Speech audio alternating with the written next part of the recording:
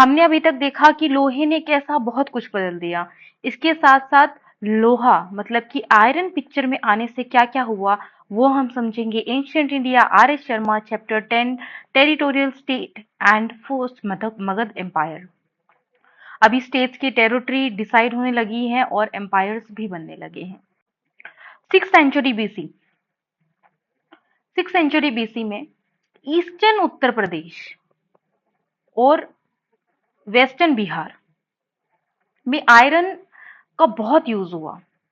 इस नए मेटल से बना जो हथियार था वो वॉरियर क्लास मतलब योद्धा वर्ग क्षत्रियों के लिए एक गेम चेंजर साबित हुआ क्योंकि बहुत मजबूत था।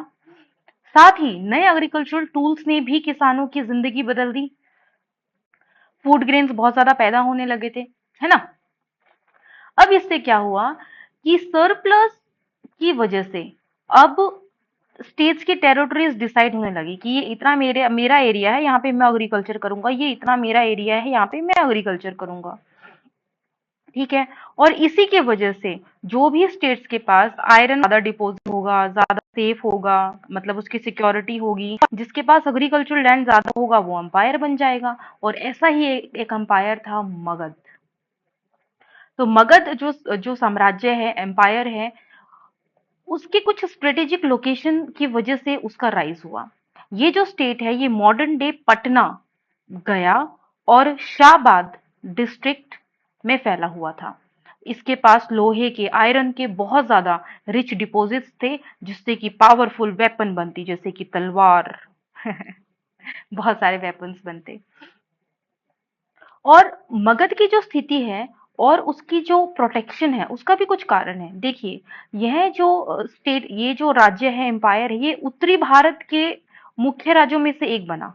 मतलब नॉर्दर्न इंडिया के मेन राज्यों में से एक बना क्योंकि राजगीर और बाद में पाटलिपुत्र जो कि मॉडर्न पटना है ने इसके एक बहुत ही स्ट्रेटेजिक एडवांटेज दिए। पाटलिपुत्र का जो लोकेशन है वो गंगा, गंडक, सोन और सरयू के संगम पर है, जहां पे ये मिलती है वहां पर है। तो आप देखिए, नदियां तो कम्युनिकेशन का कितना अच्छा तरीका थी, है ना। तो इसीलिए पाटलिपुत्र ने इसको और भी ज्यादा एडवांटेज दिया। अब राजगीर देखेंगे, राजगीर इसकी पहली राजधानी थी। अब राजगीर, जो राजगीर का मतलब क्या है, राजगीर मतलब एक ऐसा राज्य जो कि गिर मतलब पर्वतों से घिरा हुआ है। अब वो जब पर्वतों से घिरा हुआ है तो फिर वो सिक्योर है, वहां पर बहुत ज्यादा जल्दी हमला करना संभावित नहीं है। ठीक है। तो इसी वजह से मगध मगध ने बहुत जल्दी ग्रो किया और एक एम्पायर का रूप ले लिया। अभी बात करते हैं इसके कुछ शासकों की। मगध के कुछ शासकों की। मगध के सबसे पहले जो महान शासक थे, महान रूलर थे, वो थे बिंबिसारा। बिंबिसारा, जिन्होंने हरियंका डायनेस्टी के अंडर, मतलब ये हरियंका डायनेस्टी से थे, और उन्होंने अलायंसेस, युद्ध और एनेक्सेशन, यही सब नीति मतलब पॉलिसीज अपनाई। और उनके बाद उनके जो बेटे थे अजात शत्रु ने उनकी गद्दी संभाली। अजातशत्रु ने अपने पिता को कोसला और काशी जैसे राज्य को मगध में शामिल कर लिया, इसलिए ये और भी बड़ा हो गया। अजातशत्रु ने नए नए वेपन्स को डिस्कवर किया, मतलब उनको बनाया। उनमें से एक वॉर इंजन था जो बड़े पत्थरों को दूर दूर तक फेंक सकता था, ऐसे घूमता था और ऐसे दूर दूर तक फेंक सकता था। उन्होंने राजगीर को फोर्टिफाई किया, जो आज भी उसके जो है रेसिड्यूज हमें मिलते हैं, अवशेषों में देखा जा सकता है। अजात शत्रु के टाइम मगध का जो एक्सपेंशन था वो बहुत ज्यादा हो गया और वो बहुत ही ज्यादा पावरफुल स्टेट बन गया। इसके बाद आई नंदा डायनेस्टी। नंदा डायनेस्टी का राइज मगध मगध को भारत का सबसे शक्तिशाली राज्य बनाने में बहुत ही इंपॉर्टेंट रहा। नंदास के पास लगभग 2 lakh infantry, 60,000 cavalry, 6,000 war elephant की एक विशाल सेना थी। वाओ। यह माना जाता है कि नंदा डायनेस्टी की ताकत इतनी थी कि अलेक्जेंडर द ग्रेट ईस्ट की तरफ बढ़ने के बजाय पंजाब के छोटे राज्यों पर ही सेंटर्ड हो गया, और नंदास की विशाल सेना और वेल्थ ने उन्हें मगध का सबसे शक्तिशाली शासक बनाकर रखा। और भी बहुत सारे कारण हैं मगध की सफलता के, जैसे कि देखिए कि जो मगध है ना वो ज्योग्राफिकली एग्रीकल्चर के लिए बहुत आइडल है, क्योंकि ये गंगा वैली खाना होगा, और जब खाना होगा तो इकोनॉमिक प्रोस्पेरिटी भी होगी, है ना। और देखिए, इकोनॉमिक प्रोस्पेरिटी कैसी होगी, अगर एग्रीकल्चर मेरा ज्यादा होगा तो मैं टैक्सेस भी तो ज्यादा लूंगी ना, और अगर मैं टैक्सेस ज्यादा लूंगी तो मेरी इकोनॉमी मतलब वॉर्स करने में, है ना, फिर इससे मेरा जो एम्पायर है वो और बड़ा और बड़ा और बड़ा एक्सपेंड होता रहेगा। अब देखिए, ये जो गंगा वैली रीजन है और जहां पर मगध एम्पायर का लोकेशन है, वहां पर रेनफॉल भी काफी हैवी होता है। इसकी वजह से इरिगेशन की प्रॉब्लम भी दूर हो गई। नील रिवर मगध के पास ईस्टर्न मध्य प्रदेश उन्होंने बना लिए। अब जो मगध की सेना है, अपने समय की सबसे ज्यादा ऑर्गेनाइज्ड और पावरफुल सेना मानी जाती है।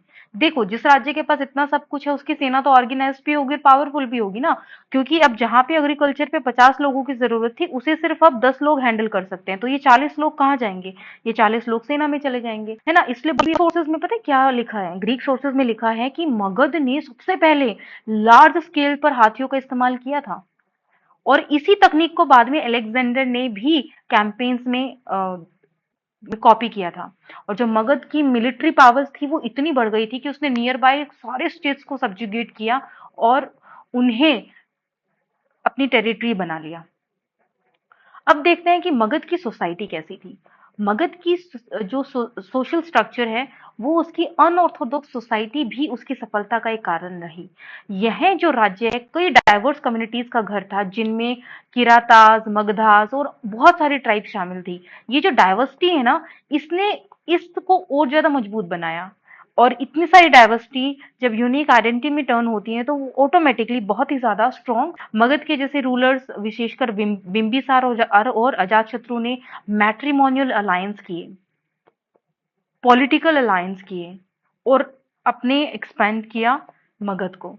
बिंबिसार ने कोसला की राज की, या तो भैया पॉलिटिकल अलायंस करके कि ठीक है, ये राज्य अब हम लोग दोस्त दोस्त बन के चलाएंगे दोनों स्टेट्स को, क्योंकि मैं ज्यादा ताकतवर हूँ, तो तुम मुझे लो, या फिर ठीक है मैं आपकी लड़की से शादी कर लेता हूँ, मुझे दहेज में आपका इतना एरिया दे दीजिए, या फिर ऐसे कर लीजिए, कोई भी अलायंस कर लीजिए, दोनों बेनिफिशियल है।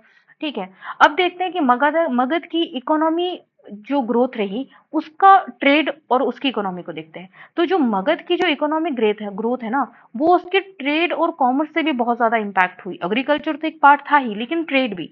मगध का स्ट्रेटेजिक लोकेशन जो है वो उसे मिलिट्री के साथ साथ ट्रेड रूट्स पर भी कंट्रोल में मदद करता है। मगध ने जो भी, अब देखिए कैसे ज्योग्राफी हिस्ट्री डिफाइन कर रही है।